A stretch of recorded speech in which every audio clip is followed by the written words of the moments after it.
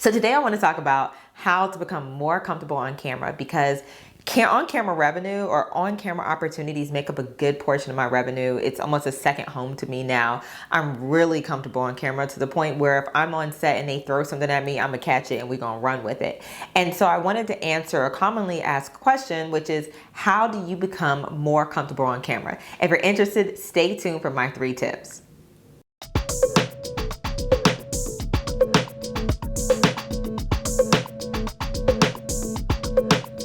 Hi guys, and welcome back to my YouTube channel. I am Tonya Rapley, and this is my YouTube channel where I talk about all things motherhood, Shopify, entrepreneurship, and just things that make my life easier and more joyful, because I am committed to living a joyfully aligned life. So as I mentioned, I do a lot of on-camera work. I am a financial educator as well as an entrepreneur and owner of Club Loofah, but most of my camera work consists of content that I create for my Fab Finance. So when I'm creating content, sometimes it looks like for my audience, whether it's an Instagram live or a Facebook video or a class that I'm teaching, or I do something called satellite media tours, aka SMTs, which means I am stationary in a studio. Before COVID, it was in a studio location. Now it's here in my home, and they patch me into radio stations or news stations across the country, and I conduct interviews for clients on behalf of them as a spokesperson. When I first heard about this opportunity, I was in conversation with a woman who had been in the personal finance industry for a couple of years, and she told me it was nothing to make, $35,000 to $50,000 in a day doing these. And then I landed my first one and I made $50,000 for 8 hours worth of work. But that was based upon me becoming more comfortable on camera. And that opportunity was years in the making. And so you don't just wake up and say, you know what, self? I'm gonna be more comfortable on camera today. We gonna do this. I mean, you can hype yourself up, and sometimes it does require that. But I look at on-camera work similar to public speaking. It's something that you need to practice at. So let's dig into my tips for you. The first one is know your content. The more that you know your content and the message that you want to convey, the easier it is for you to confidently speak on that, to the point where you almost even feel like, I don't even know if anyone is watching, because I'm just in my bag, I'm in my flow, and I'm not necessarily concerned about who's watching. I just want to talk about what I know. And it's just that easy for me to talk about what I know. So before I started taking speaking engagements as a financial educator, I went and got my license as a certified financial educator. I started teaching small classes and taking coaching opportunities and working with different individuals with different backgrounds and so forth, so that I was relatively comfortable with a various amount or various different types of scenarios and so forth, so that I could comfortably speak on them. And I also took a public speaking class through Skillshare called Cool as a Cucumber. My girl Holly Murchison taught that, and today me and Holly are actually really good friends. She has a wonderful program called Tell Me About Yourself. But in that Cool as a Cucumber program, we really walked through how to communicate my message. What was my purpose for being a financial educator? What did I want people to know about that? What did I want people to know about me? And then I actually worked with Holly in the various situations. If I had a speaking engagement coming up, Holly, how do I weave this into the conversation without sounding presumptuous? Or how do I do this without coming across obnoxious, but comfortable and confident and calm? And so it was that I began learning my content and honing how I was going to deliver my content. And so that way I'm also able to think quickly on my feet when people ask me questions that might not be outlined in the pre-interview questions. And so that second one goes into thinking on your feet. So actually I took an improv class. Now I don't know what improv classes look like today with the different environment, but things are changing. The vaccine is rolling out. People are able to go out and do more in-person events.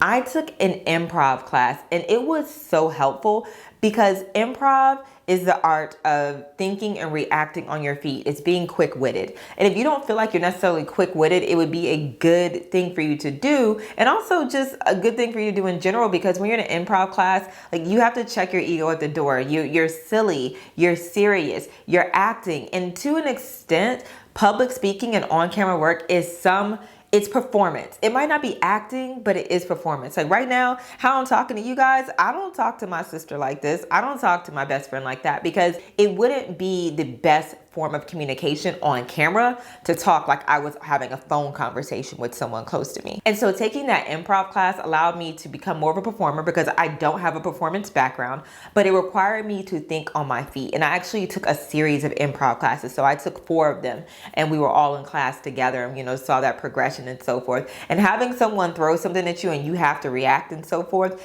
it helps you become more comfortable and confident in yourself and your ability to think on your feet. Like think on your heels a little more than you would if you wouldn't have taken that class or put yourself in that position. So the second thing I took was an improv class, and I definitely encourage looking into it. It's just something fun to do, even if you don't necessarily think it will be a benefit. It was fun. It took me outside of my comfort zone. And for people who are introverts, like I consider myself to be, it's important to find things that kind of bring you out of your comfort zone every now and again, because we are very comfortable to our own thoughts. And the improv class really helped me become more comfortable outside of my comfort zone. The third thing was going live and practicing. And so, you know, it's one thing to record a video for YouTube that's going to be on there until you decide to take it down. I mean, even then people can record it and reshare it and everything else.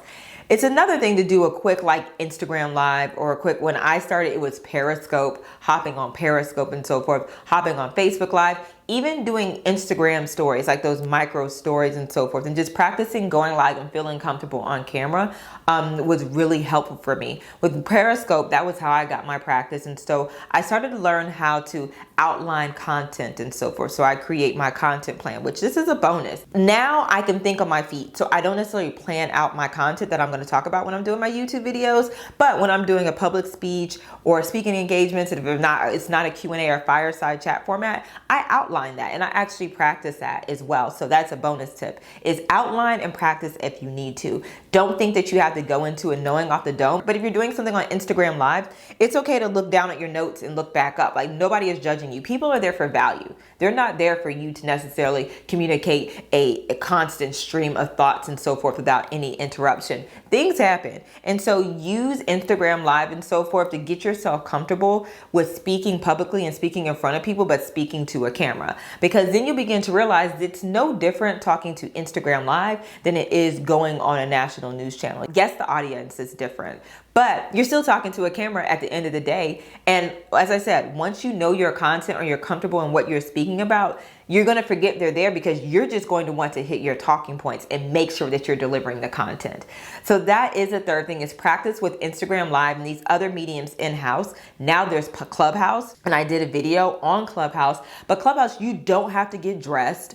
You don't have to be decent. People don't see you, they just hear you. And so even going in Clubhouse and speaking in Clubhouse rooms and so forth is another way to become comfortable speaking publicly, which is also a form of speaking on camera and so forth, because it allows you, and I'm gonna get, all, spiritual here, but it allows you to flex your throat chakra, and that is your communication chakra. That is advocating for yourself. That is speaking what's on your mind. That's speaking your heart. That's sharing your knowledge and so forth. And that allows you to exercise and strengthen your throat chakra. So take whatever opportunities you can, even before those larger on-camera opportunities come, and just practice getting comfortable, because it is really, really helpful. The fourth thing I would recommend that I kind of alluded to earlier was hire a coach. When I started public speaking, I hired Holly. And then as I moved on and said I wanted to turn that into a valuable portion of my business, or a lucrative portion of my business, and get more speaking engagements, and feel like I was going to go in and really knock the socks off of anybody who booked me for a speaking engagement, I got a coach. Because early on I had a negative experience with a speaking engagement. I spoke for 2 women, had me speak at one of their events, and the communication was off initially. Now I realize it should have been better communicated from my end, what they expected from me. I thought I was going in as a panelist. They thought I was coming in as a keynote. I came in to deliver the panel speech. It was like a panelist talk. And when it came time to pay me, they said, no, you didn't deliver based on our expectations. We had you prominently featured in the event, and we expected you to conduct yourself as everyone else who was prominently featured. And that was a shocker to me, because that's not what I thought they hired me for. But at the end of the day, they decided not to pay me. And as a result of that, I didn't speak for like 2 years. I just wasn't comfortable. I wasn't taking any speaking engagements and so forth. And when I realized I was missing out on money in my business, I hired a speaking coach. My speaking coach is Moody. He is absolutely amazing. He has helped me do everything from format my speeches, to think about like my signature components of my speeches, my signature story, to the business of speaking, to negotiating my rates and so forth, to contracts, just all the things involved in speaking outside of just speaking. I highly recommend hiring a coach. I put Arel's information down below, so make sure if you're looking for a speaking coach or someone who can help you become more comfortable, reach out to him. If you have any questions for me, feel free to ask them in the comment section below. So if you enjoyed this video, please make sure you like it. If you enjoy my content, please make sure you subscribe to this. I want to share more behind the scenes about my business and the different things I'm doing that have helped me become a successful mompreneur. So I'll be sharing that journey over the next couple of weeks. But thank you so much for watching. Check out those resources, check out Holly, check out Arel.